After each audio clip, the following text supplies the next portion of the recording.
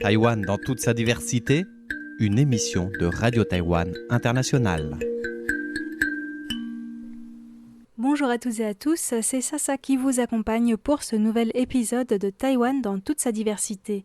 La semaine dernière, j'ai exposé les différentes étapes qui ont mené à la légalisation du mariage entre les personnes du même sexe en 2019. Taïwan est le premier pays d'Asie et à ce jour le seul à autoriser le mariage pour tous. C'était un processus de longue haleine, avec quelques rebondissements, et si cela a abouti, c'est grâce à la conjonction de nombreux facteurs, bien sûr les efforts constants des associations, mais aussi l'engagement de certains juristes et parlementaires, les décisions des juges, notamment de la Cour constitutionnelle, une volonté politique et le fait que cela s'inscrivait dans une tendance internationale. En tout cas, cela n'a pas été facile, comme le souligne l'avocate Yo Mei-nu, qui était députée à l'époque. Quand ces questions sont apparues au Parlement, j'étais justement députée et j'ai pu saisir cette opportunité pour contribuer à la légalisation du mariage pour les personnes de même sexe. Au paroxysme de l'opposition entre les deux camps, surtout après le référendum, les personnes LGBT ont traversé des moments difficiles. Certains pensaient même ne plus avoir de futur. À ce moment-là, je les ai rassurés en leur disant que je ferais tout mon possible pour qu'elles puissent obtenir le droit de se marier pendant mon mandat. Je suis vraiment heureuse d'avoir pu tenir ma promesse. Pour mémoire, alors que les juges constitutionnels avaient rendu une décision en 2017 selon laquelle le gouvernement avait 2 ans pour modifier la législation et autoriser le mariage homosexuel, des associations chrétiennes avaient déposé une demande de référendum qui a été acceptée et le résultat du référendum, qui s'est tenu en 2018, était plutôt défavorable au mariage pour tous. On peut toutefois se demander si depuis la légalisation du mariage homosexuel en 2019, les mentalités des Taïwanais ont évolué à ce sujet. On écoute l'analyse de Yo Mei-nu.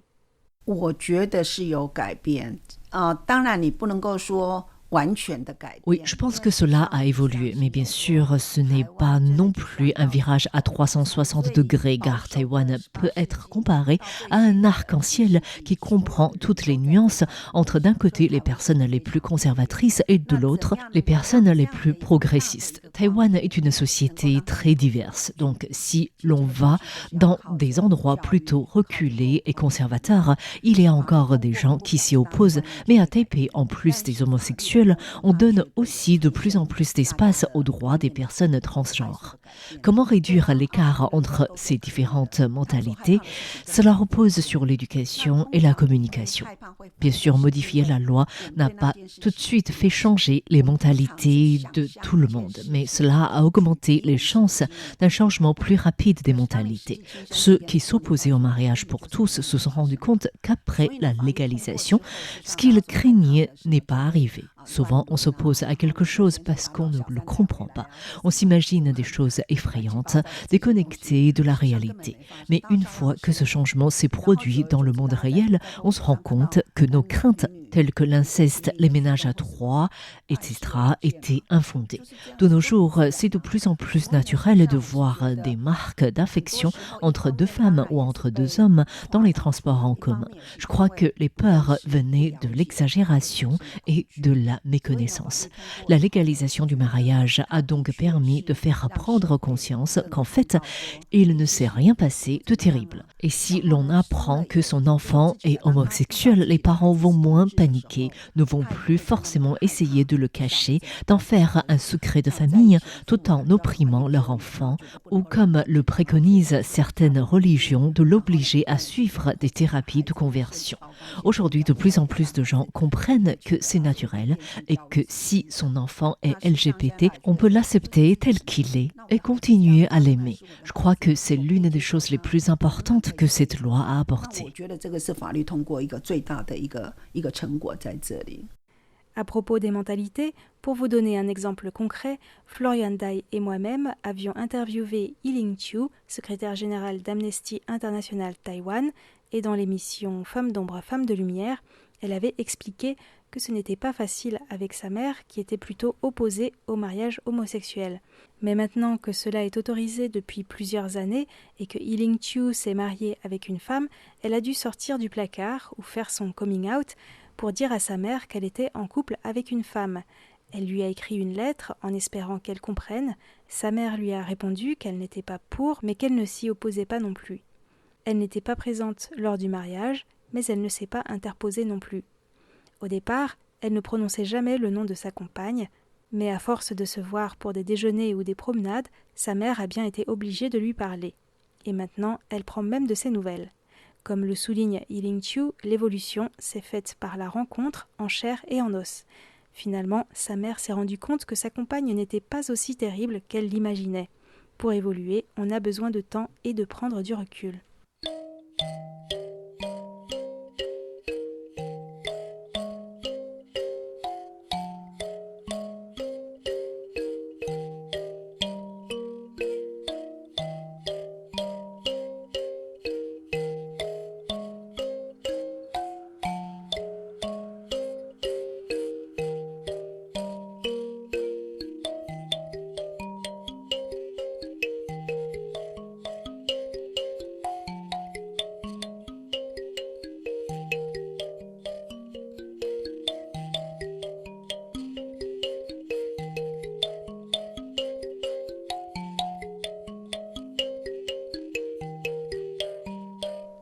Dans l'expression LGBT, nous avons déjà beaucoup parlé des lesbiennes et gays.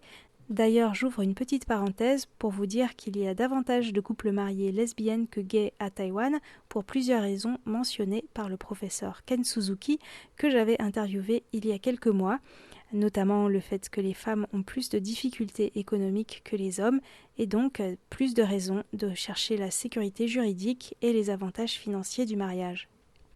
Qu'en est-il des transsexuels à Taïwan ? Eh bien, maintenant que le mariage de personnes du même sexe a été légalisé en 2019, l'attention portée aux transsexuels et aux personnes non-binaires est de plus en plus grande, même si cela concerne numériquement peu de monde. Selon les associations qui promeuvent leurs droits, ces personnes sont parfois discriminées à l'embauche et leur taux de suicide est plus élevé que le reste de la population. Mais le sujet sur lequel ces associations souhaitent le plus avancer, c'est de légiférer afin qu'une opération chirurgicale ne soit plus obligatoire pour changer de sexe sur l'état civil. En 2021, un tribunal saisi par un citoyen avait déjà rendu une décision selon laquelle obliger à subir une opération chirurgicale pour changer de sexe était anticonstitutionnel. Rappelons que ces opérations sont irréversibles et rendent stériles. Malgré tout, ni le gouvernement ni le yuan législatif n'ont encore pris cette question à bras-le-corps pour faire évoluer la législation. Certaines évolutions sont apparues ces dernières années, par exemple sur le document que l'on doit remplir quand on entre à Taïwan par les aéroports, on peut cocher homme, femme ou non-binaire.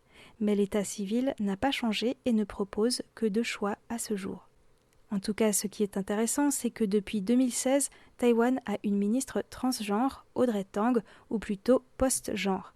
Audrey Tang a 42 ans, elle a d'abord été ministre sans portefeuille et elle est aujourd'hui ministre du numérique. Elle a vécu une partie de sa jeunesse en Allemagne. Surdouée, elle a quitté l'école très tôt et s'est mise à faire du code. Puis elle a été entrepreneuse dans la Silicon Valley avant de créer avec d'autres hackers civiques à Taïwan la communauté GovZero. Elle a commencé sa transition de genre en 2005 et elle se décrit comme non-binaire ou post-genre. Le pronom qu'on utilise pour la décrire lui est égal. Les Taïwanais sont donc de plus en plus habitués à voir Audrey Tang dans les médias, notamment parce que le numérique prend une place très importante dans la société et qu'Audrey Tang a été particulièrement active pendant la période du Covid pour favoriser notamment l'éclosion d'initiatives numériques dans la société civile. Comme pour l'exemple concret que je vous ai donné tout à l'heure, c'est peut-être le fait de côtoyer ou de connaître des personnes LGBT qui peut faire évoluer notre regard, donc ce sera peut-être aussi l'une des contributions d'Audrey Tang à Taïwan.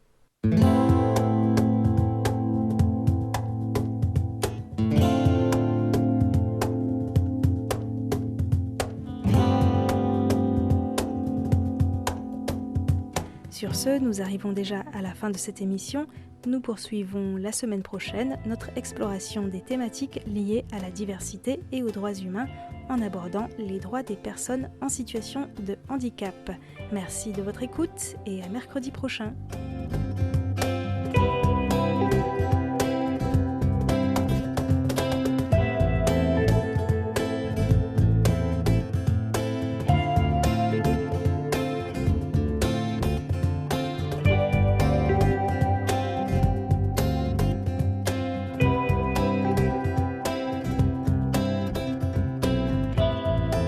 境界里就出书已过，闷热仍然来者不走，不肯随缠身间歇退去，整座岛屿门窗紧闭。